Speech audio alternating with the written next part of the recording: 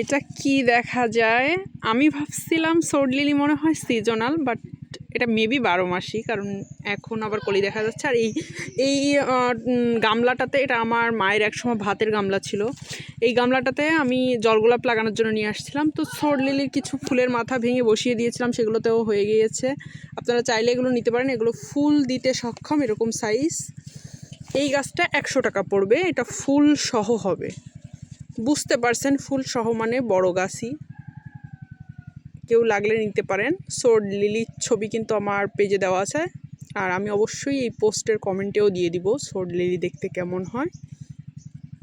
আর ছোট চারাও আছে, চাইলে কেউ ছোটোটা নিতে পারেন।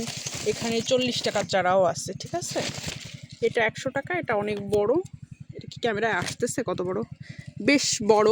আর আশেপাশে মানে আপনার 80 টাকা, 40 টাকা থেকে শুরু করে 50 টাকা, 60 টাকা, 80 টাকা বিভিন্ন সাইজের আছে।